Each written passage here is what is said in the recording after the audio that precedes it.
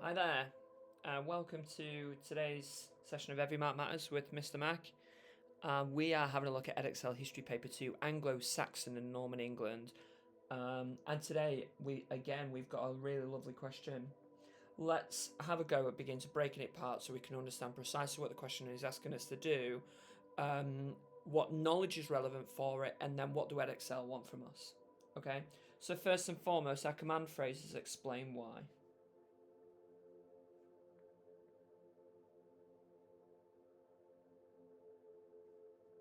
What that means you must do is you must present 3 reasons and explain them.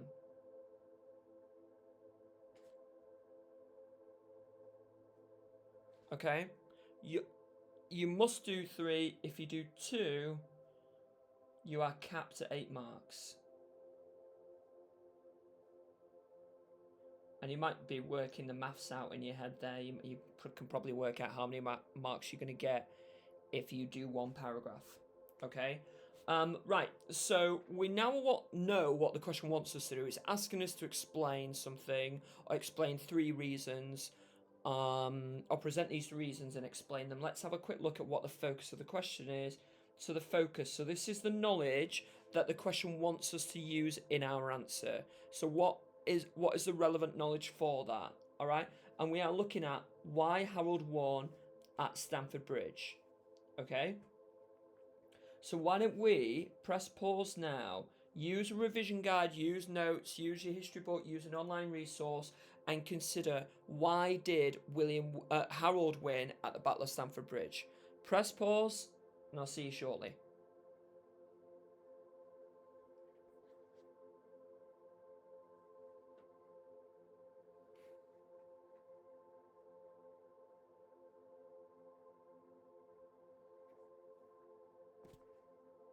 Right, okay, welcome back. Right, so there's loads of reasons why Harold won. Just a polite reminder of just basic facts about Stamford Bridge. It's the 25th of September.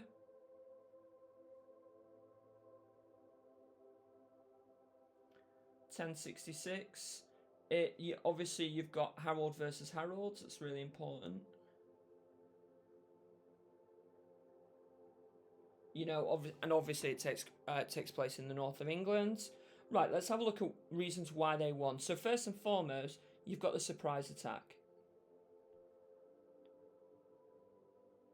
Remember, Harold Godwinson marches 185 miles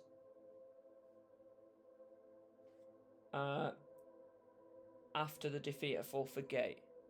You know, he gathers his army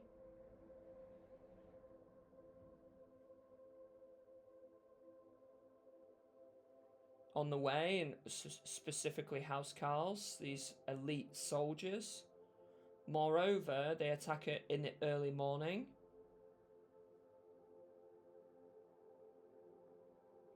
Okay, which I think leads quite nicely into our next reason, which is the Vikings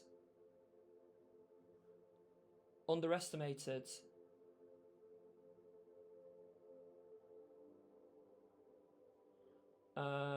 Harold. You know, and a lot of that sort of feeds in with the other stuff, but you know, you can mention here about the fact that the Vikings weren't wearing their armour. Oh no, in fact, we'll come back to that later.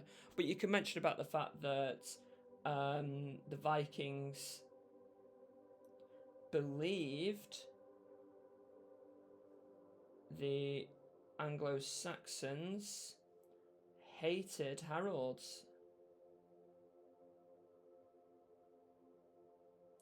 They believed they had more time after the Battle of Fulford Gate. You know, they were confident from victory at Fulford Gate.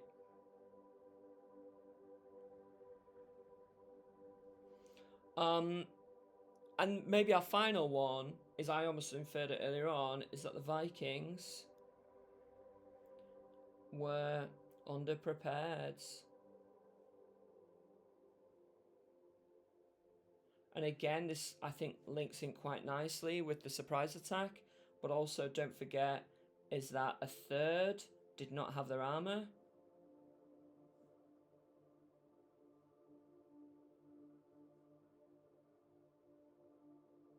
Again, we could link it quite nicely to the fact that they were over prepared. Or, sorry, that they underestimated, not over prepared, they underestimated Harold's.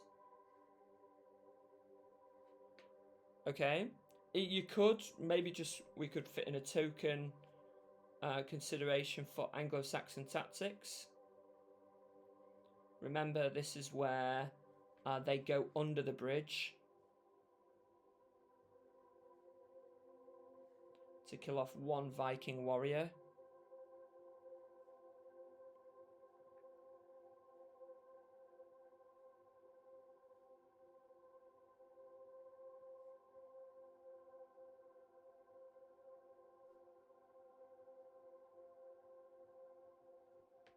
You know, so there's loads of great stuff here that we could use that's really relevant. There's loads of reasons here. Right, so we have an understanding of what the question is asking us to do. We have an understanding of what knowledge is relevant and what knowledge we can use when answering this question. Let's just try and work out what Edexcel want us to do when answering this question. And that is something that's called a second order concept. You don't need to memorize these. These are simply, it's called disciplinary history. They are really, really, really complex ways of viewing the past. And in this instance, we are looking at causation. So how did your reason lead to Harold's victory, in essence? So what I would do is I'd use phrases like this led to, as a result. You can use a therefore. This meant that.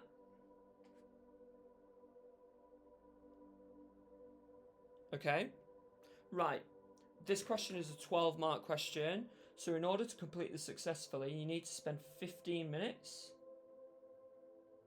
writing down 3 paragraphs. Okay. We know what it wants us to do. We know what knowledge is relevant. We know what Edexcel want us to do. Let's think about the mark scheme now. What does the mark scheme want us to do? And with this question, you will be assessed in AO1. That is your knowledge.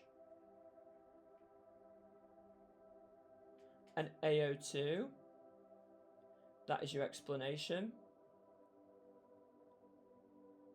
Okay? And with this question, you are being assessed in level 1, 2, 3, and 4. I'm only going to care about level 3 and level 4. Level 3 does not mean that you're going to get a grade 3. Level 4 does not mean that you're going to get a grade 4. It's the quality of your answer. Of course, if you are in and around this area where you're constantly scoring level 3s and level 4s, you're going to do exceptionally well in terms of grades. But all I want to do is just prioritise how to get full marks on this question. So how do you do that in terms of your knowledge for level 3? Well, that's 2 facts per paragraph. And again, for level 4 for knowledge, that's 2 precise facts per para. Okay. In terms of your explanation, you need to have 2 sentences of explanation per para. And then for your level 4 is you need to have 3 sentences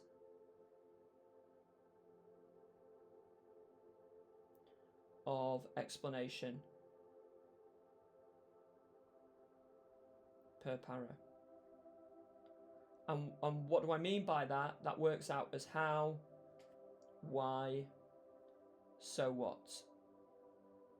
Okay? And allow me to just define what I mean by how, why, so what. So these are 3 sentences, maybe more, at the end of your paragraph. Okay? So let's just say we're talking about the surprise attack. Okay? So we are going to start with how. So how did the surprise attack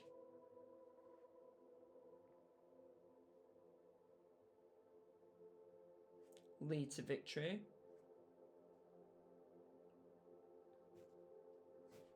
Why did the surprise attack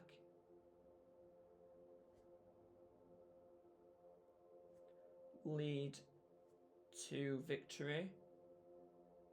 So there's your how and your why. These are two different levels of explanation. And then finally, your so what. I always imagine like a grumpy teenager saying "so what" to me. So what? You are thinking about what is special about the surprise attack, or in essence, why is the surprise attack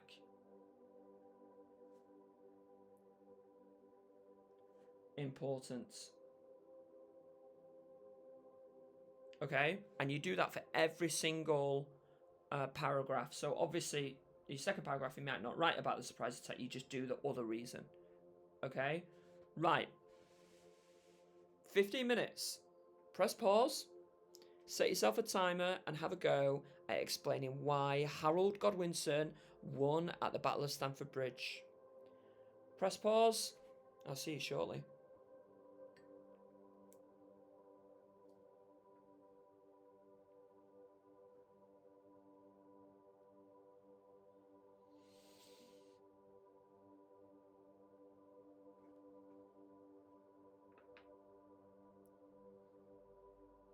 Okay, right. Welcome back. Welcome back. Welcome back.